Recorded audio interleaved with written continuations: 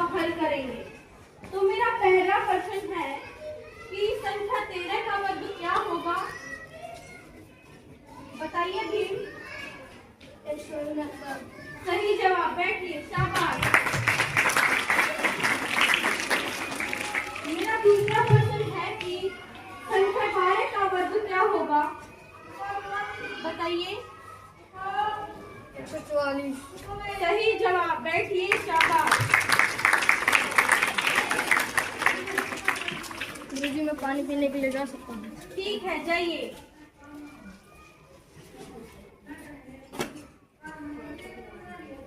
ठहरिए। वाह वाह, कितनी बड़ी मिठाई है। मैंने तुमसे कहा था कि आज का पाठ समाप्त। तू नहीं जानता कि तू अछूत है, तू एक नाम मात्र का छात्र है। तेरी नियति है अपमान, तेरी नियति है दूरी। इस समाज के नियम ईश्वर ने बनाए हैं और तू उन्हें तोड़ने की कोशिश करता है। गुरुजी, आप मुझे रोज पढ़ाते हैं। सत्य बोलो, आप तो सत्य में जीते हैं। मेरा शरीर गंदा नहीं है, आपकी गलत सोच है। मेरे जैसा मेहनती छात्र आपके स्वयं छात्रों से कम है।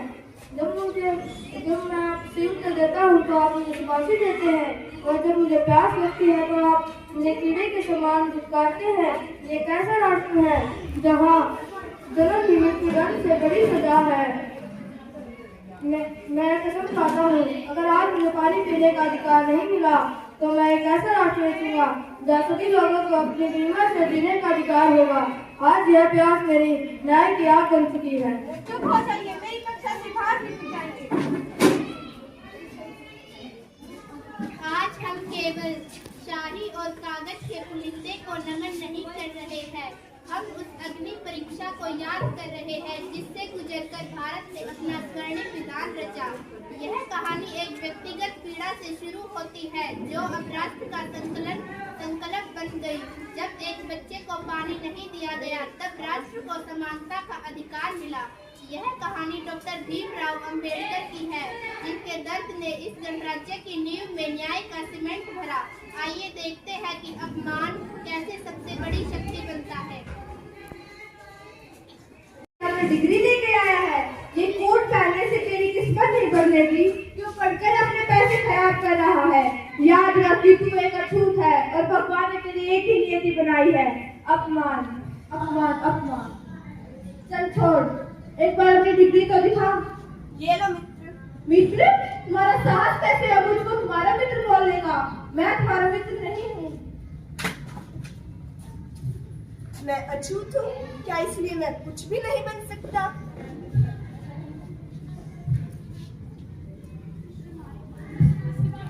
नहीं, ऐसा कुछ भी नहीं है।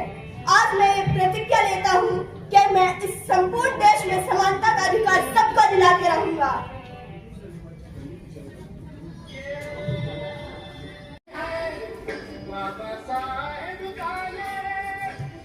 विधानसभा की कार्रवाई शुरू की जाए।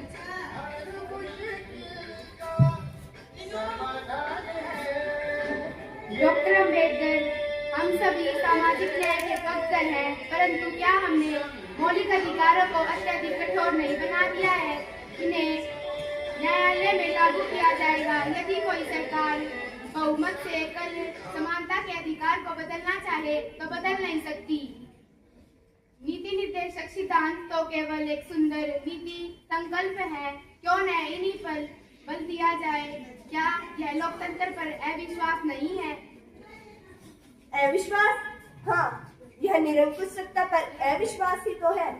आइए जी, मैं जानता हूँ कि भारत में लोकतंत्र कितना क्रूर हो सकता है, लेकिन जहाँ सदियों से बहुसंख्यकों ने अल्पसंख्यकों को कुचला हो, वह किसी भी नियम को सरकार के अधिकार पर नहीं छोड़ा जा सकता। यदि मेरे पास केवल नीति निर्देशक सिद्धांत होते तो वे मात्र शुभकामनाएं ही बनकर रह जाती। मैं वह कागज का टुकड़ा नहीं चाहता जिसे सरकार अपनी सुविधा अनुसार कूड़ेदान में फेंक दे। अच्छा अम्बेडकर साहब, तो कैसे संविधान चाहते हो आप? मैं ऐसा संविधान चाहता हूँ जिसमें सभी लोगों को समान अधिकार मिले, किसी के साथ जाति पाति के आधार पर भेदभाव न हो। आपका विचार बिल्कुल उचित है डॉक्टर अम्बेडकर, लेकिन लोगों को डीपीएसपी के तहत भी तो समानता मिल रही है।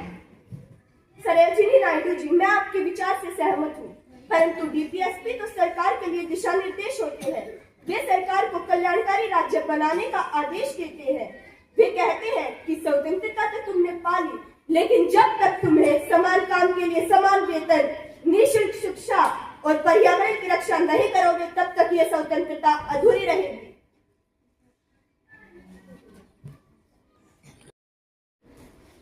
छोटे भीम, जो भी आज तक तुमने अपमान सहा, वह आज इस राष्ट्र की सबसे बड़ी शक्ति बन गया। जाओ और इस देश को बताओ कि तुम्हारा संविधान तुम्हें निर्भीक बनाता है। अब कोई भी व्यक्ति तुमसे तुम्हारे अधिकार नहीं छीन सकता। हम भारतवासी पद कहते हैं। हम खाली भारतवासी थे और हमारा धर्म ही न्याय है।